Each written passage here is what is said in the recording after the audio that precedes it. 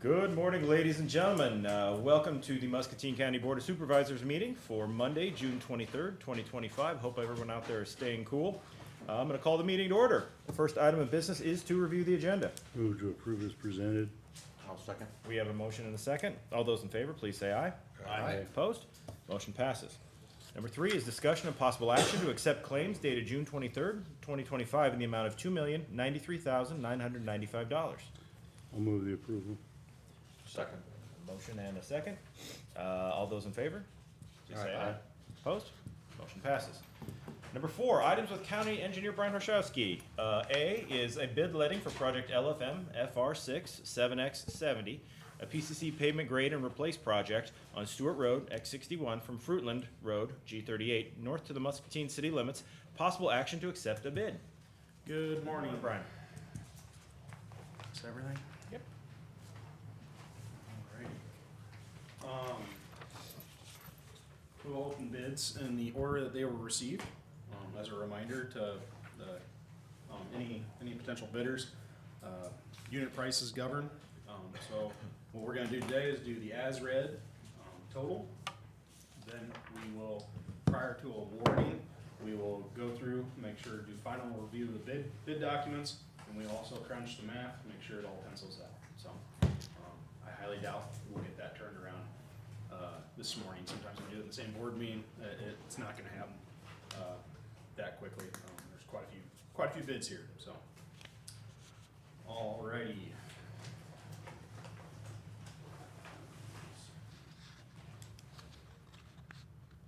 First up is Centennial Contractors of Quad Cities, Iowa.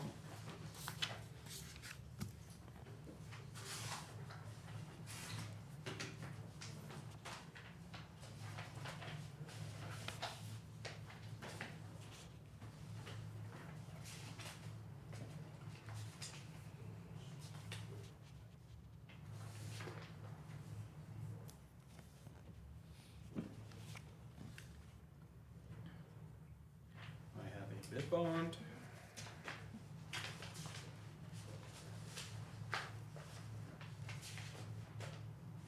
Addendums.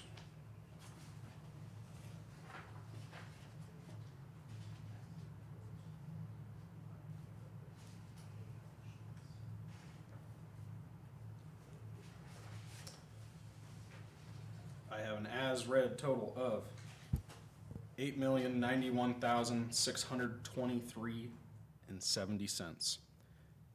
8,091,623.70. I'll write that down real quick.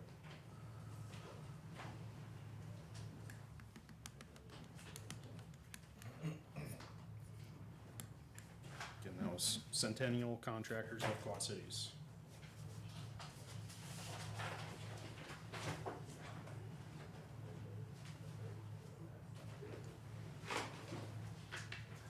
Next up is Metro Pavers of Iowa City.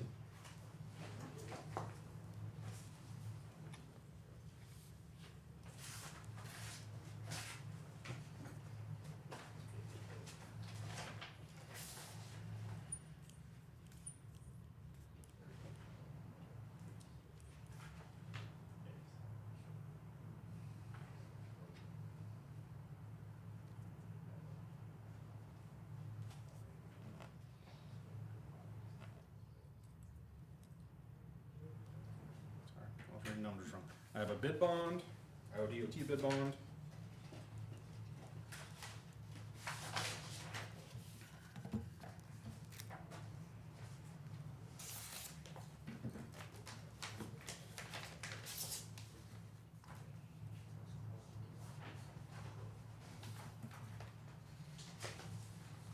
Addendums.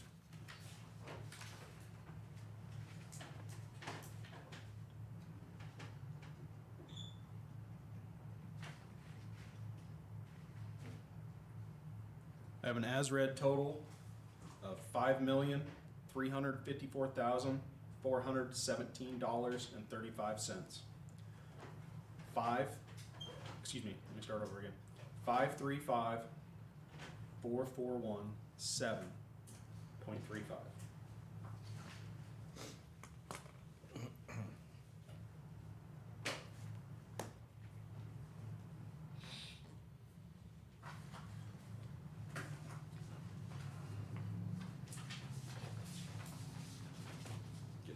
Metro Pavers.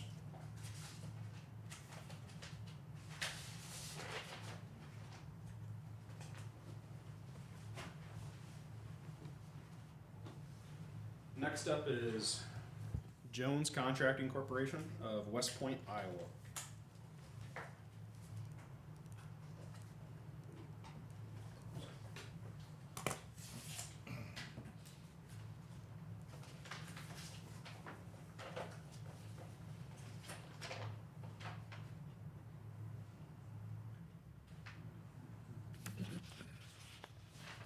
Iowa DOT bid bond.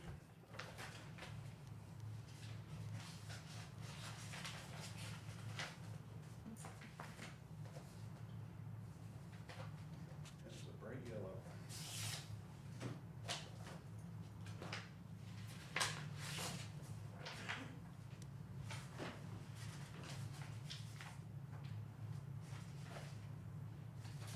Signed addendums.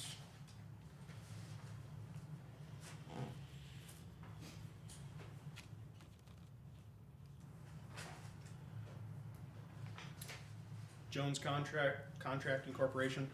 I have an as-read total of $5,469,777.00. 5,469,77.00. 777. 777. Yes. Thanks.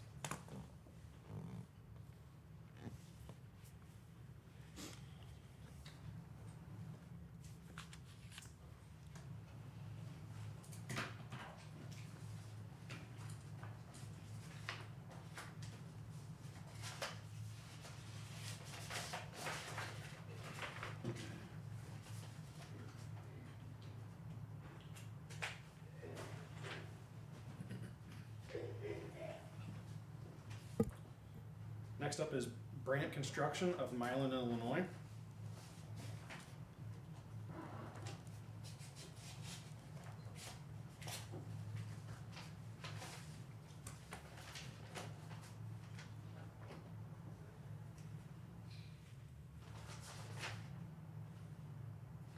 We have an Iowa DOT bid bond.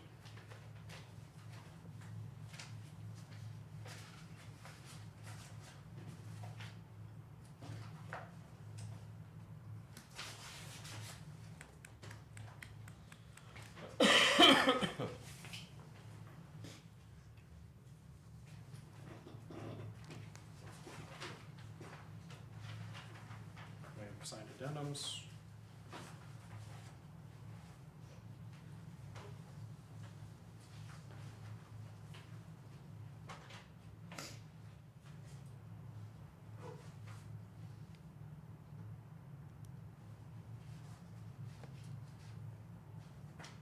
Again, this is for Brandt. We have an as-read total of $7,093,759.06. 709,375.9.06.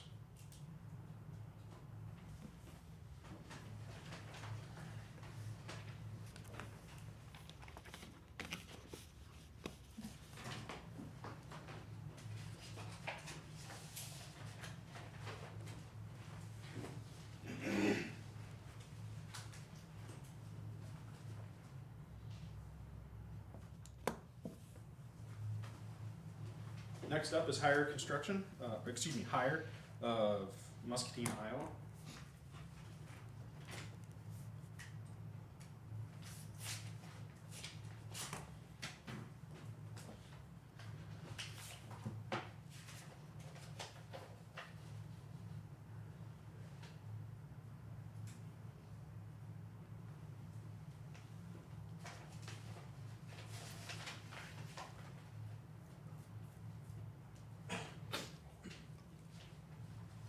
A signed bid bond.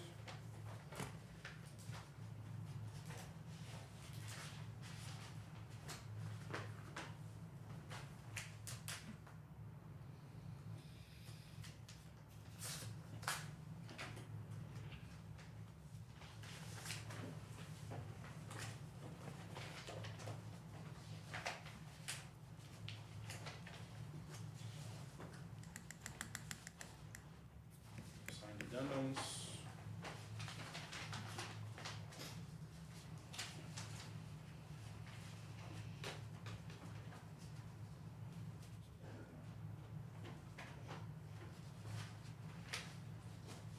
Again, higher construction. We have an as-read total of $5,501,772.42. 5,501,772.42.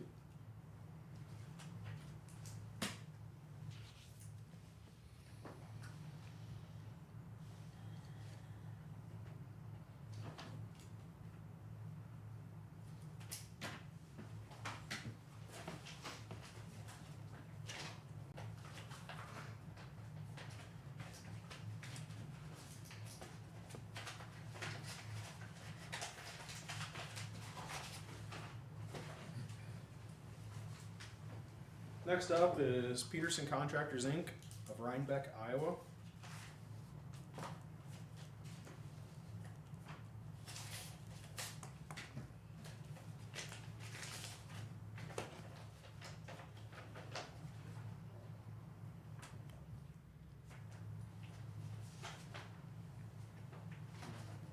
Bid bond.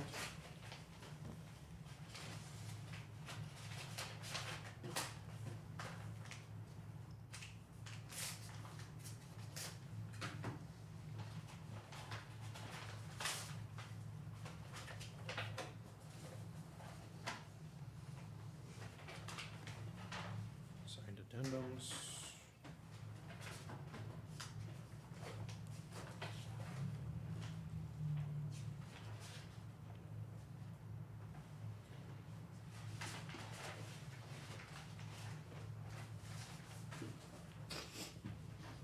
So for Peterson Contractors, Inc., we have an as-read total of $5,678,448.72.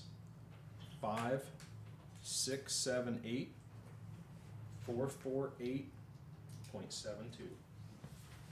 Alright, go to the next page.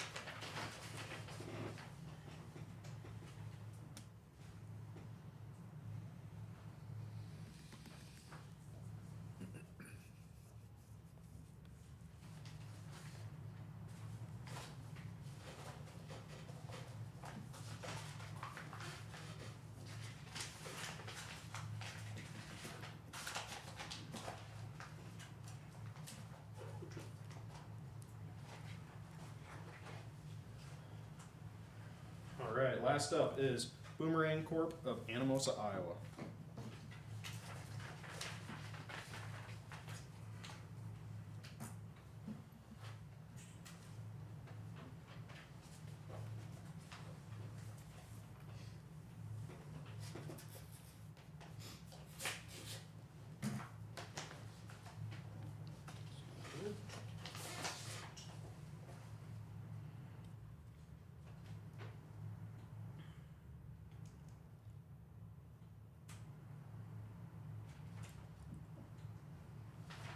Have a bid bond.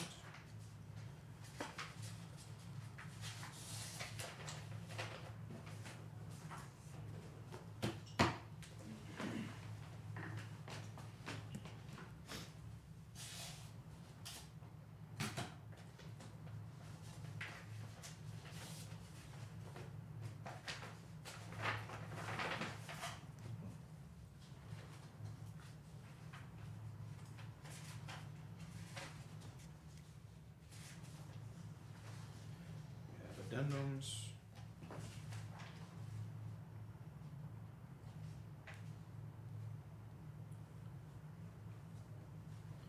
So for Boomerang Corp., we have an as-read total of $5,775,784.70. 5,775,784.70.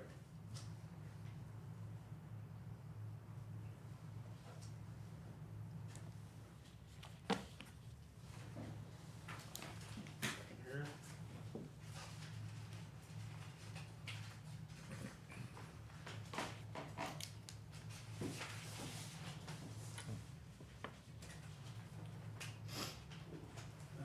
our bids.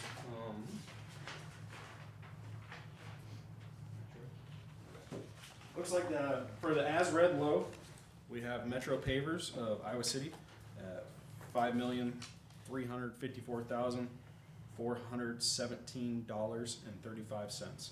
So again, we'll crunch some math. We'll review the bid documents. Unit prices govern. So if you bid on the job, once we do go through it, you'll receive a bid tab, and we really appreciate. I mean, that's quite a few bids for this project. So thank you everyone who took the time to bid on it. Thank you. Thank you all. Thank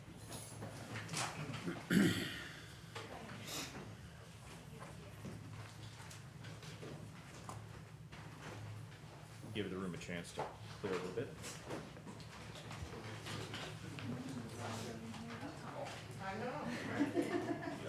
Anybody else want to move around seats? We can play some music. All right, Brian, you ready to move on to utility permits? Yes. All right. We have one utility permit today. It is from Eastern Iowa Light and Power of Wilton, Iowa. They are requesting to bore underneath Veneta Avenue at 1992 Veneta Ave. They're gonna retire an overhead line, put it underground. Pretty straightforward. I move the approval. Got a motion? I'll second. And a second. Any discussion? All those in favor, please say aye. Aye. Opposed? Okay. 4C is discussion and possible action to approve the contract, bond, and certificate of insurance for bridge project for project LGO 47370, a twin 12 by 6 by 75 foot RCB culvert on 160th Street in the southwest quarter of section 34, township 78 north, range west of the 3rd meridian, I think it is. Anyway, that's what it is. What do we have for this, Brian? Lovely. So this is a contract. It was awarded a couple weeks ago with Iowa Bridge and Culvert of Washington, Iowa. This is the box culvert that's on 160th Street.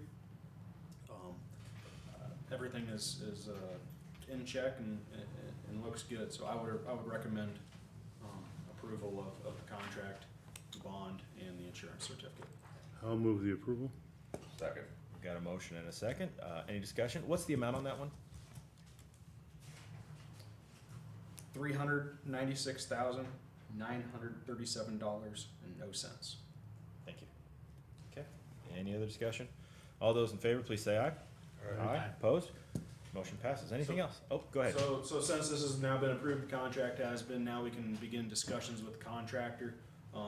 This has a late start date of September of this year. We'll be able to now to give them a call, see kind of what they're thinking, what their estimates are for scheduling. So I would assume, given the time of year, it probably will be closer to that. They'll start it towards the fall. So. All right. Thanks, sir. Anything else? Not for right now. So thank you. All right, Brian, thanks. And you don't expect to get those numbers back to us during the meeting today? I do not, just due to the amount of time to review, and there's a lot of bid items there, so that's kind of why it takes me a little while when I'm up here, is gotta make sure everything's filled out, and there's probably 50-some bid items to review. I recalled something a while back that we had a discussion about, like, if it was a local company within a certain percentage. Was that for secondary roads, or was that something we was talking to you about? Like on some bids, to try to keep some things local? I thought that just within the last couple of months. We don't have a local vendor preference policy yet. It's something I think comes up from time to time that we do. I don't know that we never really applied. We don't have anything that's like that for this. Thank you. Thanks, Brian. Number 5, items with Community Development Director Eric Furness. Eric, for the first time in a long time, I'm not seeing any scaffolding across the way, so that looks awesome. All right. But nevertheless, first item is discussion of possible action to approve a change order, number 8, with Renaissance Roofing in the amount of $9,265.03 for the courthouse roof project. Yep, this will be the final change order, and this pulls together a bunch of gutter framing and decking repairs that they were having to do kind of along the way on the north and south dormers. There was no real way they were kind of exposing as they went with the other roofing and gutter repairs, so we were had the labor rate already agreed upon within their contract for the other roof decking, and we just kept track of linear feet and different materials that they use, so they pulled this all together. It literally, some of that framing, gutter framing repair just got done on the 2nd of June was the final when they were covering it with the new slate. So this pulls together everything that had to do with the north and south corners, gutter and decking repairs. So this will be the last change order. I kind of looked, we came up with about 87,000 in total change orders, which seems pretty significant, but when you take a look at this project, started out just shy of $2.8 million. And for all the unknowns that we had in that project, I don't feel like that's too bad. You know, even with some extra engineering that we had to evaluate some unforeseen, that roof decking that we discovered that was still there. We're over the original projected amount by between 3 and 3.5%. I don't think that's terrible for that type of building with the amount of unknowns that they were. So, yeah, we went 11 months. We were projecting 7 to 8 months initially, but it's done. We're very happy with the project. As you can see, the scaffold's all down. I want to give Oscar's crew a shout out. They've been working hard to get at that landscaping, even with some of the heat, to get it in shape for the 4th of July stuff that we just couldn't access around the building. Had been overgrown with weeds, and the grass was grown, and trees that needed trimmed, and so they jumped right on that as soon as it was safe to do so. So I do want to give them some kudos, and they'll be continuing this week to get that landscaping cleaned up. So Much appreciated. anyway, this will be the final change order. We just need approval. I'll move the approval. I'll second. We got a motion and a second. Any discussion? If not, please signify by saying aye. Aye. Opposed? Motion passes. I think I'm getting a little emotional here. Because you don't have to look up every time Right. you walk in and We look lived with this falling for so objects at long. the time. So, just a couple other updates. Mike Nolan's working on the final bid packet for the community services project that we got coming. We'll be going out for bid here in the next week or so. Just making a couple final tweaks for that. So that one will be commencing. So it's really good that this courthouse one is wrapped up. Jail panel project continues to move right along, and they're on schedule. There's a few repairs to the sidewalk section that we got to make temporarily to make it safe where a panel got crushed, which leads me to the sidewalk and parking lot projects. I've kind of been holding off on those. You probably recall we contracted with Brad Roth of Watersmith Engineering to take a look at those the parking lot, both parking lots for this building, the 4th Street sidewalk across from the courthouse, and then the Walnut Street sidewalk in front of the jail and a big portion of the jail parking lot. We're gonna hold off on the admin building parking lots. I've been holding off to kind of see where the courthouse project finished out at as far as if we're gonna have some extra money. It looks like we will. So I've asked Brad to go ahead and prepare the bid documents, and we're gonna go out for bid for the 4th Street and Walnut Street concrete replacement projects. And it looks like we've got significant funding to do that, as well as probably some that I'm gonna end up having to use for jail HVAC repairs along the way. So I think we're doing okay. Just, we needed to hold off till that courthouse was complete, so. Finished up, I think, with a couple $100,000 in contingency funds there that we can use elsewhere, which is a good thing. Beats a poke in the eye. All right, anything else, Eric? I think that's it. Anybody have anything for Eric? All right, thank you, sir. So did, Approve that change order, but. do we have any kind of idea, as he said, on the jail panels, when those are gonna be done? We're into the heat now. They're, I don't remember, did he give us what he was thinking? He originally said the 26th, but Yeah. I think that's what pushed back. Yeah, they're Got moving like right along. one side to do yet, right? Yeah, and then they gotta go up on the penthouse a little bit and do some of that. The roofing contractor did, you'll recall, we added a zero cost or zero profit add change order. We had Geesey come in and fab and install some knockdown hoods over some of the vents. Those are installed, look really, really nice. And the jail's reporting over the last couple good rainstorms, we didn't get any water infiltration like we've been experiencing for, several years now. I think you guys have been dealing with that. So there'll be a little bit of more slowdown, a little more detailed work, and once they get the main panel, insulated panels installed, they'll come back and do all their trim outs where wherever there's a wall penetration, Yeah. utilities, hose bibs, whatever. So, but they're making pretty good progress. Yes, we will. We are gonna, The contractor will repair the ruts in the yard. We've tested the sprinklers. We don't think anything was damaged there, but we need to wait until they're completely finished.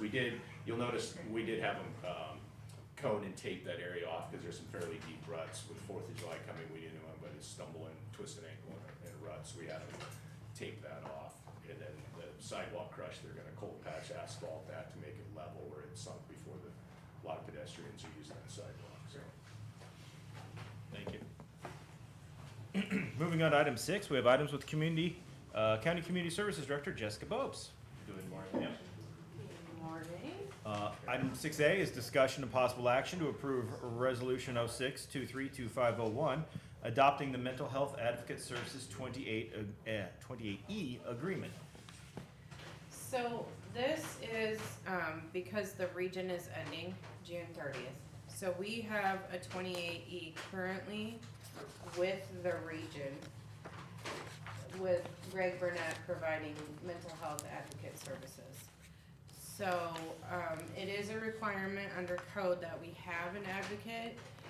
Greg has done an excellent job. If I'm speaking for Jim too, we want to keep him in place.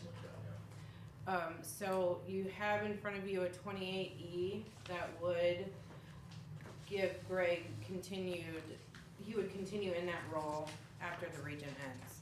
Jim did have a couple of edits. There were a few wording things in the 28E, but I did receive a message back from Lori Elam saying that she was not going to change it because it had already been out to her board, so, It's not dire. okay. Yeah, they're just clarifying indemnification and a couple things like Yeah, that. obviously they have the employee, but we have to indemnify a third-party claim if it's related to something out of Muscatine County that we do. Sure.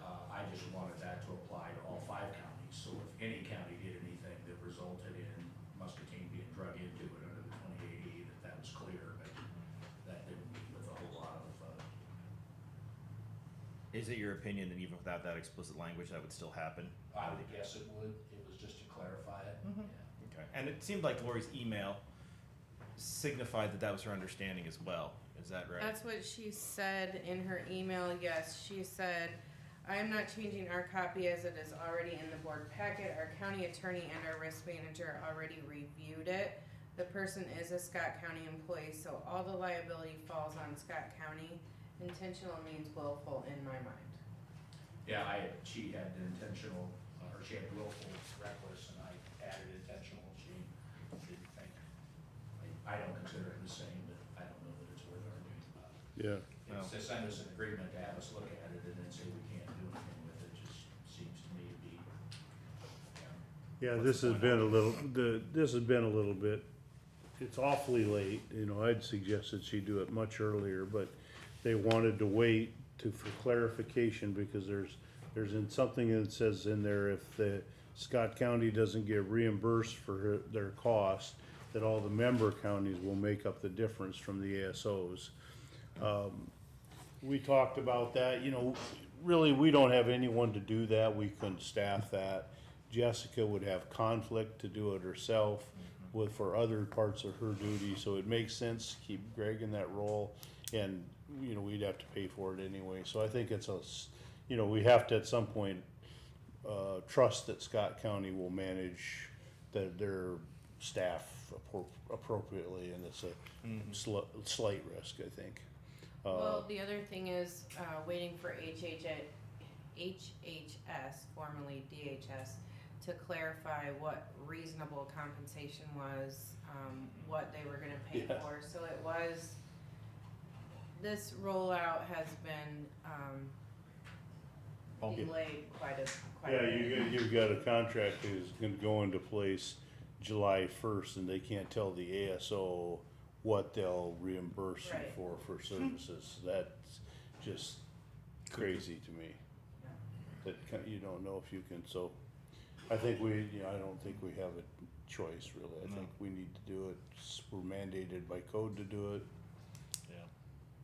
Yeah, Greg is really good as far as I'm concerned with communicating and making sure that the families are aware of everything, and he gives updates to the court about, if a report isn't filed and those kinds of things, so I think we should sign it, but So I would move the approval of it. We have a motion. I'll second. We have a second. This is a roll call vote, but first, is there any further discussion? If not, Jeff? Aye. Danny? Aye. Scott? Aye. I vote aye, and Kurt? Aye. Motion passes. Thank you. Next, discussion of possible action authorizing the Community Services Director to execute the fiscal year 25-26 Muscatine Center for Social Action, MCSA contract for shelter services in an amount not to exceed $163,863.00. yes, so we currently have a contract with MCSA Mm-hmm. to provide shelter services and domestic violence emergency shelter. I have the new proposed contract, you should have that. If you would like to see it, I do have a handout for everyone on what we're currently doing. But I didn't. That's this one? No. Oh, no, okay. I didn't put it in the packet just because there's so much that I didn't want it to be overwhelming. But if anybody would like to see it, I can. This is the The current system, so Jeff, is a scale-based thing, and it adds to a lot of administration and a lot of administrative overhead on our behalf and on MCSA's behalf. Is it pretty much the same as it has been? No, are there some changes on this? there are changes. So the current way we do it is we pay a base rate and then we use this tier system to pay for our county residents. So when a resident checks into shelter, they're supposed to fill out a general assistance application. Then Emma from our office, who's our GA person, she goes through to figure out, have they used any shelter days? Are they a county resident? What income do they have? And then there's this tier. So you can see a single male, 1 to 30 days, they get $15. And then these are the family shelters underneath. So it's a very complicated system and it requires a lot of tracking both by us and by MCSA. So the other part of the contract that we currently pay for is case management for them to provide. I do not want to continue that part. So there's a lot of things happening. First of all, I am not the supervisor of their case management staff, obviously. So it provides us having to meet with them, get information from them, go through, verify documents, make sure that they've done what they've said they're going to do. But it's just a very time-consuming thing for not a lot of return. So their current budget is 863.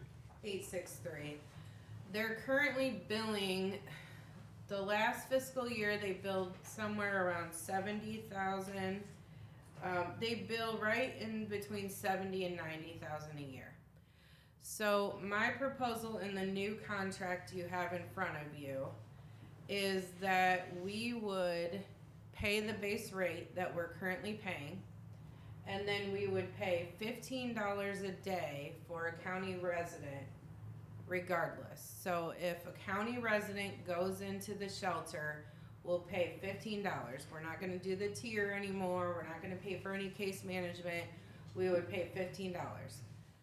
The change that we are also, so currently we pay 90 days and it's a rolling calendar year. So that's another tracking thing that we have to do. So if Joe Smith enters the shelter today and uses 90 days, next June 23rd, he becomes eligible again for another 90 days. The proposal that we're putting together is we pay $15 a day for 60 days for a lifetime. So if a person is a county resident, we'll pay $15 a day for 60 days.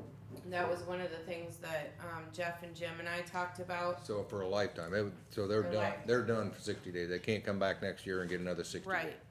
So, the exception would be, you know, there's always a director's exception. Let's say we had another situation, just kind of anticipating things that could happen. Let's say we had another situation where the Welch, building had to be evacuated. I would say we could write something in there unless it's a catastrophic event. I mean, at that point, we kind of have to get people just for safety. I would say we should put have an exception that you can override that. Right. And approve something further. You'd want that flexibility. So they are putting up, MCSA being they, are putting up the 21 building, 21 unit building over kind of on the backside of the Hy-Vee down here. That is going to be supportive living, and it's for those people that are harder to house for whatever reason. Maybe they have a bad rental history and they're kind of in and out of hospital, jail, shelter. Those people should be able to be accommodated there, 21 people. So hopefully that will reduce some of the shelter usage, but that is where we're at right now. The other thing that I needed to talk to the board about is under the current rules and regulations for residency, for general assistance, it says applicants must meet the following residency requirements to be eligible for general assistance. So we probably need to keep this the same with how we're verifying a shelter resident is a county resident. It says applicants must reside in Muscatine County for at least 30 consecutive days at a fixed physical address with the intent of remaining in Muscatine County as defined by the Attorney General.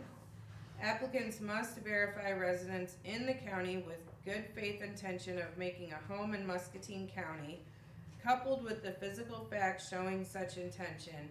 That is, the residence must not be for a temporary purpose only, but must be with the present good faith intention of making it a home without any present intention of removing therefrom. So basically, we don't know where the Attorney General came from. Jim and I looked at it, we're not sure where that came from. It is in the code that it's basically to the discretion of the county. I do have from all the other counties that participated in this survey, 49 counties do not have a time frame. 2 counties have 1 day, 18 counties have 30 days. So we're 30 days. Felicia's rule of thumb was if they came into the shelter and they got a job within 7 days, then she would consider them a county resident, but that is not written anywhere. So I'm kind of looking for feedback from you about how are you going to consider a county resident? Do we want to leave it at 30 days or change that? How many folks do we weed out under that standard you read? So I want to say it's somewhere around 15% of people are out of county that enter shelter. So that was some of the feedback, was are people coming here because we provide 90 days on a rolling calendar year, and then they can come here and become a resident within 30 days was some of the discussions that we had. How much effort is it to vet along that definition? It's not. So under the current or the proposed contract, what we would do is we would shorten the application that the client needs to fill out.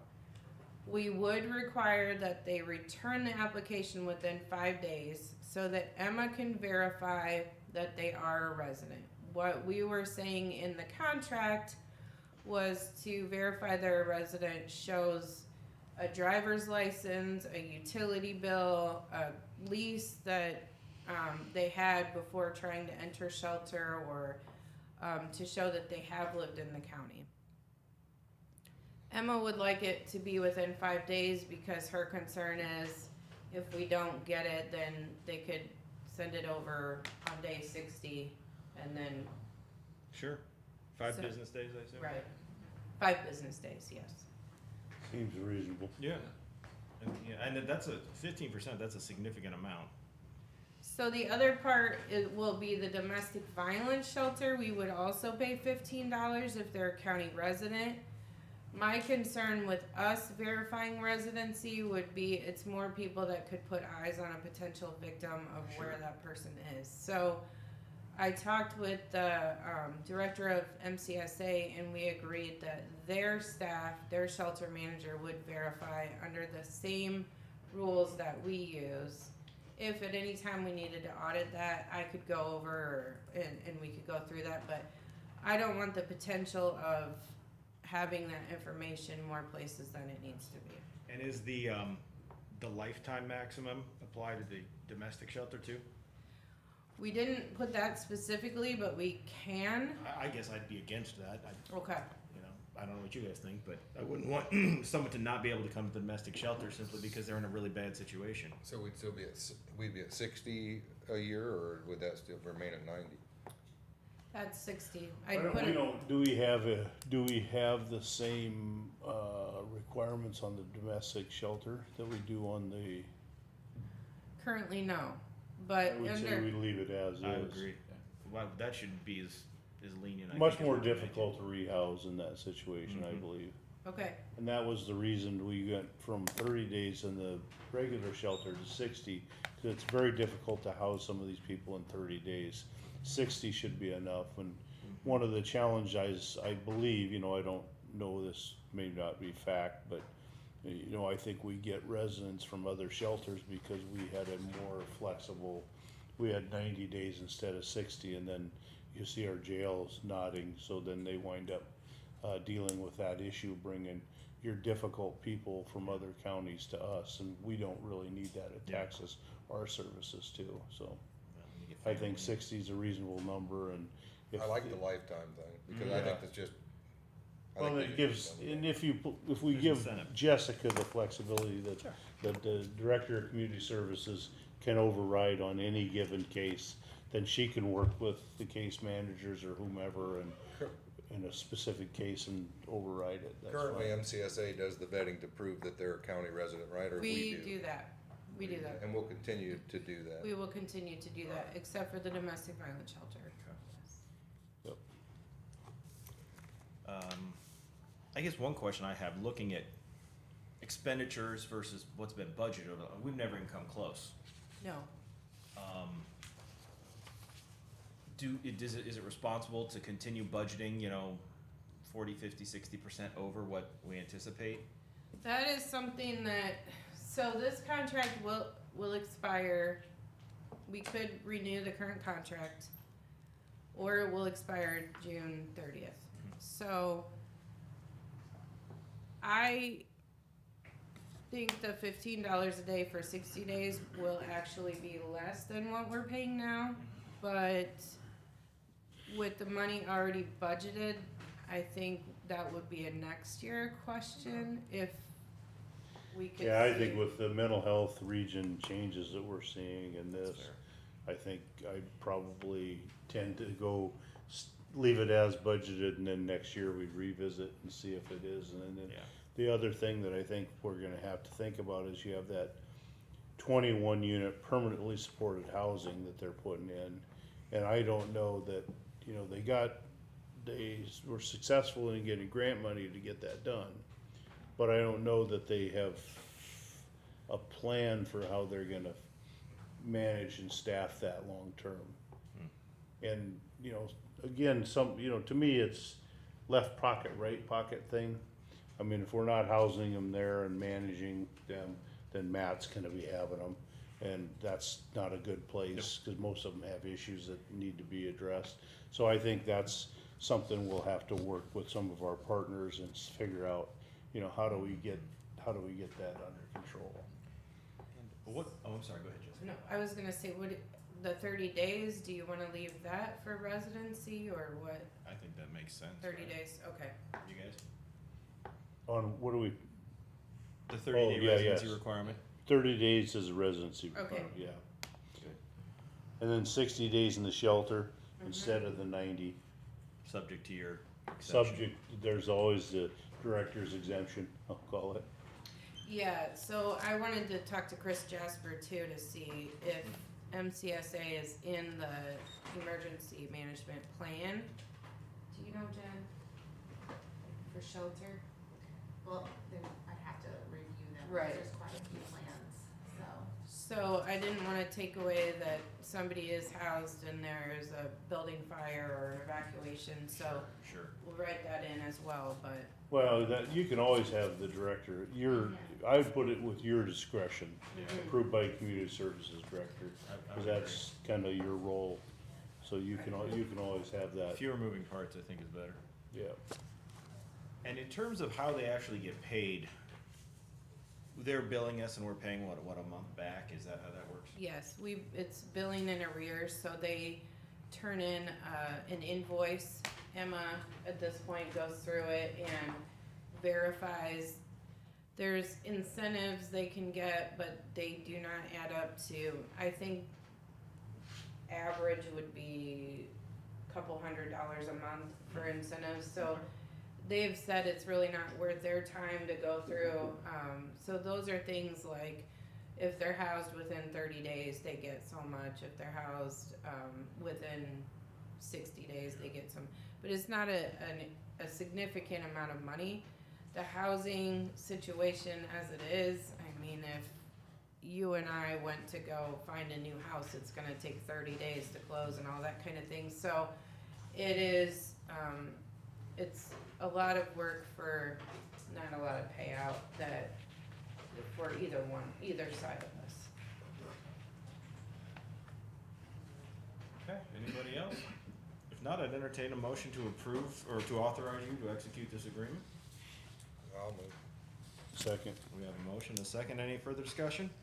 If not, please signify approval by saying aye. Aye. Those opposed? Okay. Next, mental health region update. Okay, so we have a few updates. Again, the region ends on June 30th. I did give to Quinn, there will be changes in the billing for commitments. So that is currently, we do all that in our office. So Lindsay in my office, she gets the commitments, she pays out the claims. That changes on July 1st, so anybody committed before June 30th or on June 30th, it's the same way. It'll go through our office, we'll verify the commitment, we'll get the claim submitted. On July 1st, it changes to a new system, which I got this morning and printed it off. So I have not looked at it, but I understand that it's billed through the Medicaid system, or HHS system, I guess I should say. So I gave a copy to Lindsay as well, who currently does it in my office, and she knows how to do all this. If you need assistance with this, we can help you. I anticipate there could be a few bumps in the road with changing the system. And with the attorneys that are appointed, so all the commitments have an attorney appointed, so they will also have to change their billing, so we're gonna have to get that out to them. But, like I said, we literally just got it this morning, so I have not. so who does it appear that's gonna do that? Are you implying that the sheriff's office will be involved, or? Yes, we will not be involved. But we're here to help. The gift that keeps on giving, okay. Yeah, so that's something I wanted to get on everyone's radar. And if I had the information before, I would have given it to you. Sure. It's been kind of a hurry up and wait situation. We've known this is gonna happen, but we're getting information later rather than sooner. I also talked to Mary Peterson at Robert Young. There was some concern about our commitments when the region ends. The contract with Robert Young taking our commitments was through the region, but Mary said no, it will continue. So we can still have commitments go to Robert Young. The issue there is just because they're Illinois and we're Iowa, so there's been an agreement with them that they will take our commitments, and that will continue, so that was good I think news. she indicated that that was an agreement with our sheriff's office and. It's a there's a statutory provision that allows for that special relationship with, the counties in eastern Iowa and their facility that was approved by the legislature a while back, so I don't think the funding of it from whether Well, it's has any difference. The concern was that agreement was with the region, but we clarified that that's gonna be okay. Fine, yeah, good. So as of July the 1st, there's supposed to be, the DAP, which is the Disability Access Point. And they are supposed to take people that walk into our office currently and, say things like, I need help, I'm 19, I just graduated high school, I have developmental disability, and I need assistance with figuring out what I'm eligible for and vocational rehab, things like that. So currently, those people come through our door and we would help them get set up with the services that they need. As of July 1st, that person will be the DAP. I have met with the DAP and I have gone through our clients that we currently have. We have some people who are in an RCF through a commitment or whatever the case may be. Those will still be paid for and that'll be through the DAP. The phone number for the DAP, just so everyone has it, is 319-892, I forgot a number, so I'll have to tell you that number later.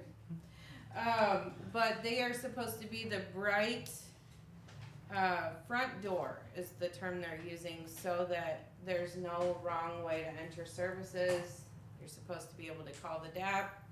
They're supposed to come out or talk to the person on the phone and set them up with whatever they need to have happen.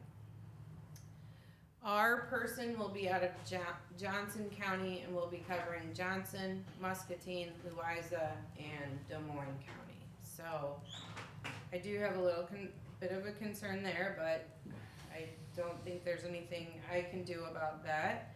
And then through the ASO, those services are accessed by calling Your Life Iowa, which is 855-581-8111. But with the new ASO, the other thing, if there's a crisis, if there was a crisis, we would make a crisis referral to the Robert Young Center. They had care coordinators who would go out and assess. They currently want us to use 988 for a crisis. So if somebody is saying they're in a danger to themselves or others, we are to call 988. The CCBHC will also be going live on July the 1st. We did meet with the management team, met with Robert Young to talk through CCBHC.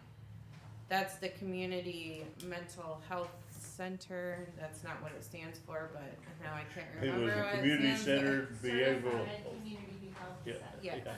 certified community behavioral. Someone really health likes center. Scrabble, I think. Yes.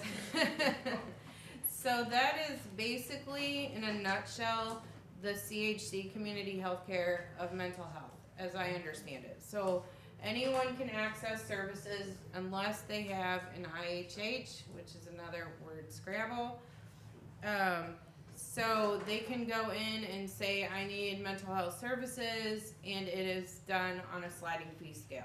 So that is going to be a change there. The co-responder will remain in place as of now. So Amy Gold is the co-responder in Muscatine.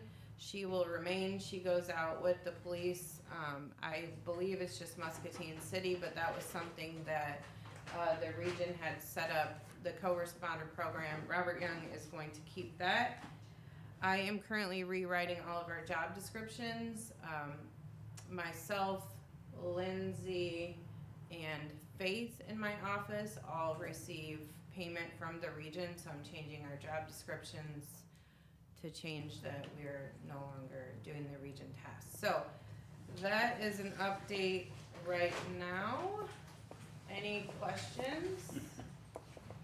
Well, I think that as we've spoken over the time, you know, my concern in this whole transition, you know, they've kinda created this DAP, which feels like it's a substitute for community services. And the problem is, you know, the problem in this system has always been access and information. And now we got a person in Johnson County is gonna do what Jessica's office has always done. That is never gonna work. Yeah. Yeah, these people that are seeking these services, a lot of them don't have the access, they don't have the information, they don't know where to go. That's my concern in this whole process. I think the bright star I see is the CCBHC. I think Robert Young Center, that's separate from the mental health region. And I think, from my understanding, CCBHC, they have the ability to do more than what has traditionally been able to be done. And so I think that's a real opportunity, and whatever we can do to support Robert Young CCBHC's activities at Muscatine, we should be doing that, because it'll help us bridge to this period. Yes, so they are going to continue at 1616 Cedar. So, and we can access them the same way that we did put in a referral before through the region. So I think the ASO will be good once they actually get everything figured out. I think there was more there that needed to be done that was not the fault of the ASO. But I think it was a pretty short timeline from December when they were appointed to now. There's a lot of things to get put into place. Well, you remember when this happened in, what was 14, 15? Was it 15, Jen? I don't remember when the first one ran out, you know. I don't think anybody, they greatly underestimated the amount of work involved in this system and how complex it is, and transitioning it. And what do you have? They gave the successful bidder at the end of December. Yes. So you have, you know, literally, in our region, you have hundreds of contracts, and they have to be done in 6 months. It's like, really?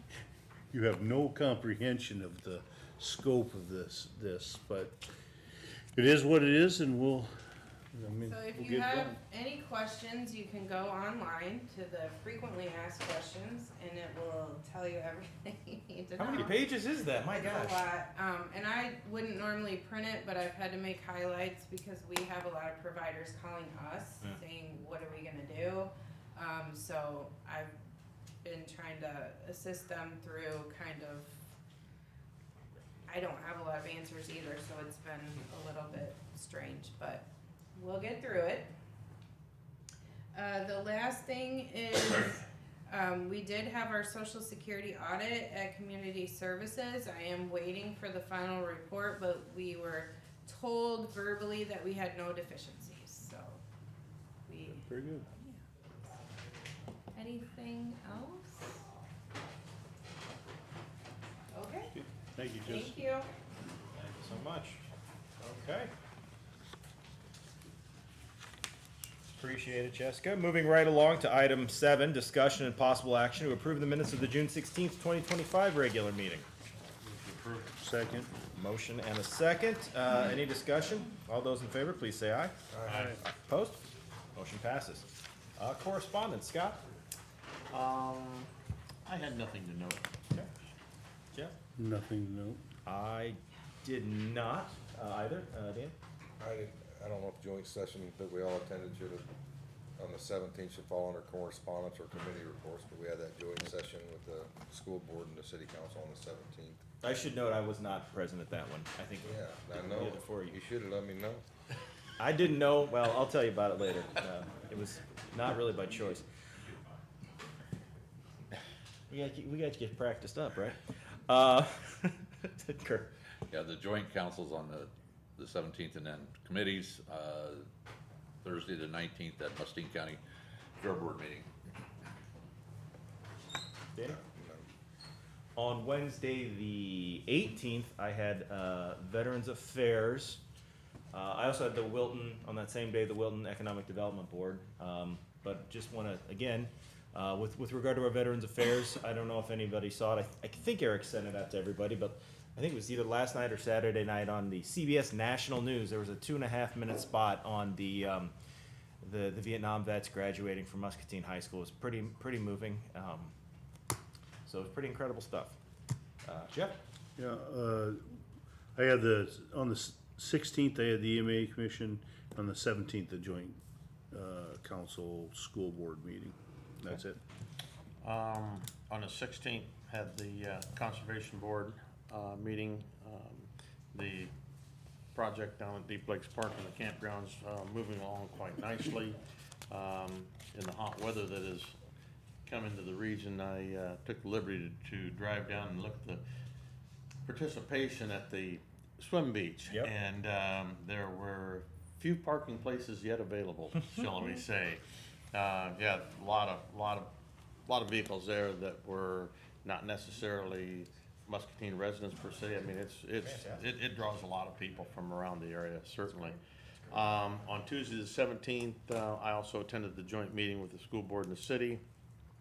Wednesday the 18th was the Riverbend Transit meeting, and on Thursday the 19th, they had a retirement event for Randy Zobrist, the outgoing head operator of Riverbend Transit, and that's all I had. Take a bus off into the sunset, right? That's what happened. All right. Thank you then. Item 10 is items with the administration office. First up is discussion and possible action to approve a fireworks permit application from David Starkweather.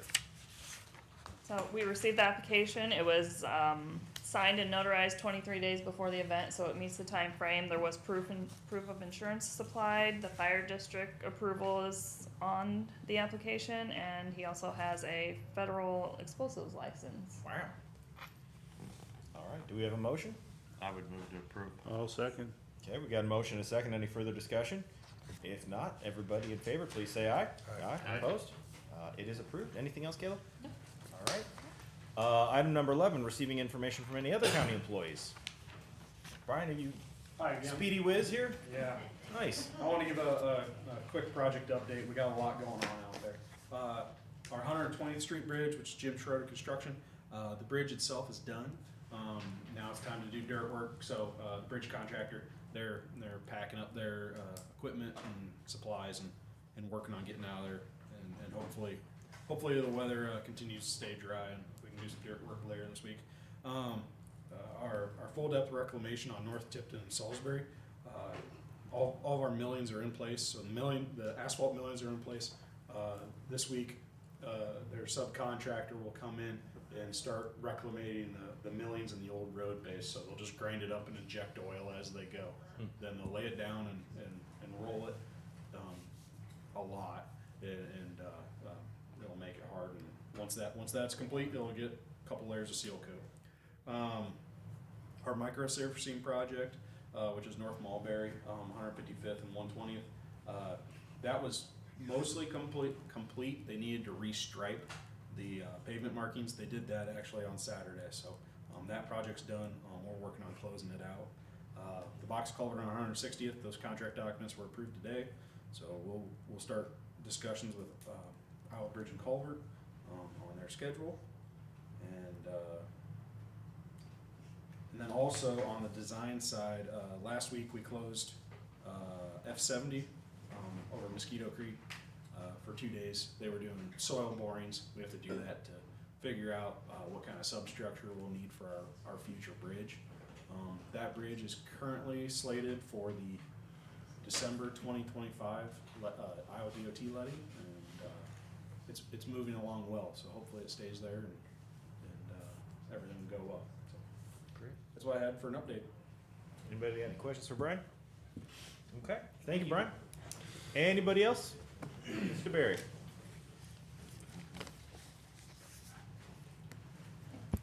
Just wanted to make you aware that I'll be putting out a position within my office for an attorney. I don't currently have a vacancy, but I'm interested in reaching out to see what's out there and what kind of response I get. Not only on that front, but then our previous discussion for next year to maybe get another attorney hired. So I'm gonna try to get that process going a little earlier than next year, and see what we get, and I'll be back to report to you. Just wanted you to be aware. We're budgeted for that, right? Not for an extra county Not for attorney, next year, but would be beyond the budget. We Okay. have 5. Right, okay. Okay. Thank you. Appreciate it. Anyone else? Going once, going twice? All right. Anyone from the public wishing to make comment? I don't see anybody else, so if no one has anything, this meeting is adjourned.